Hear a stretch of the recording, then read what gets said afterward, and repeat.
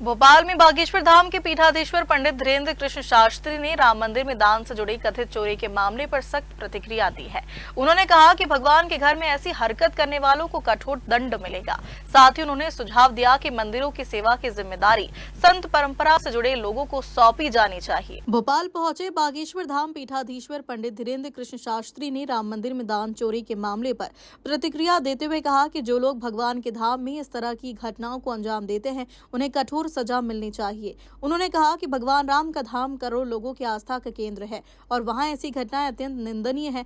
उन्होंने उदाहरण देते हुए कहा कि जैसे रावण के कृत्यों के कारण उसका वंश नष्ट हो गया था, उसी तरह आस्था से जुड़े स्थलों पर गलत कार्य करने वालों को भी परिणाम भुगतना पड़ेगा।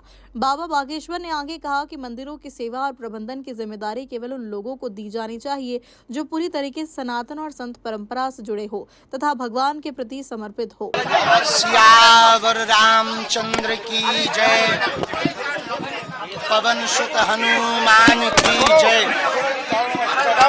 देखो, ये जो राम मंदिर में कार्य हुआ, लाखों करोड़ों राम भक्तों की श्रद्धा पर आघात पहुंचा और इस घटना से लोगों का मंदिर के प्रति, संतों के प्रति श्रद्धा में ठेस पहुंची और जो धार्मिक परंपराएं, हमारी सनातन परंपराएं, प्राचीन परंपराएं से लोग जुड़े थे, उनके हृदय पर आघात लगा। इस घटना से सनातन की ही क्षति हुई है। यह कुकृत्य जिन्होंने किया, हमने पूर्ववत कहा कि भगवान राम जी के यहाँ पर रहकर इस प्रकार का कृत्य करने वाले व्यक्ति महादंड पाएंगे। रावण ने माता जानकी जी का हरण किया था तो उसका समूल वंश नाश हुआ था और लाखों करोड़ों लोगों की श्रद्धा का केंद्र भगवान के यहाँ पर रहकर जो भगवान से और धर्म से भयभीत नहीं हुआ और उस ऐसा कुकृत्य किया, निश्चित है वो महादंड पाएगा।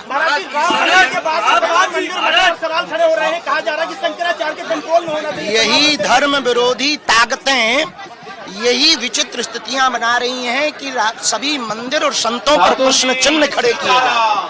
हम एक बात जरूर कहेंगे कि राम मंदिर की इस घटना के बाद सनातनी वैष्णव परंपरा, संत परंपरा जो भगवान के प्रति पूर्ण समर्पित हैं, ऐसे लोगों को ही भगवान के मंदिर की सेवा का कार्य मिलना चाहिए। आरोप लग रहे हैं, संघ और बीएसपी पर तमाम आरोप लग रहे हैं, चंपत राय पर आरोप लग रहे हैं, चंपत राय पर मामला दर्ज नहीं हुआ, इसको लेकर क्या कहेंगे आप? अब हम तो इस पे हमें पता नहीं, पर एसआईटी गठित है, देश में जांच एजेंसियां हैं, वो जांच करें और कर रही हैं, अभी चल ही रही है ऐसा, जैसा हमको आप लोगों के ही द्वारा पता है। तो विदेशों में लगातार ये जो हुआ है आपके सामने, विदेशों में किस तरीके की बात चल रही है? विदेशों में तो ऐसा कुछ खास नहीं है।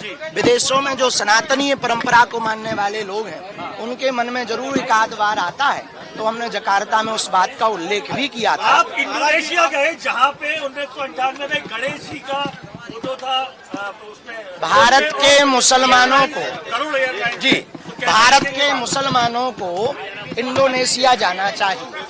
वहाँ देखना चाहिए कि जो 5 रोजाना नमाज पढ़ते हैं वो दीपावली का दिया भी जलाते हैं, राम कथा में भी आते हैं और सभी परंपराओं का सम्मान भी करते हैं। ऐसा हमने इंडोनेशिया में जाकर के देखा। बाली एक जगह है जहाँ हिंदुत्व बाहुल्य लोग रहते हैं, वहाँ पर हिंदू अपने नववर्ष पर 24 घंटे का निर्जला आहार करता, मौन व्रत करता और उसका सपोर्ट वहाँ के मुसलमान माइक से अजान नहीं पढ़ते, ऐसा करते। महाराज जी, एक लड़का है जिसने मुस्लिम धर्म अपना लिया था, लेकिन कल उसने हिंदू धर्म में वापसी की है, आयुष मलिक। वापसी कर ली है। ये स्वर्णम युग है। उसकी प्रेमिका जो है, उसने उसका धर्म परिवर्तन करवाया था, उसके पिता ने प्रेमिका ने मिलकर हिंदू। देखिए, हमारी संस्कारों का पोषण व्यवस्थित रूप से होगा तो हमें नहीं लगता है कि कोई हमको परिवर्तित कर पाएगा, और उसका स्वागत है। धन्यवाद। Bureau report, Bhopal.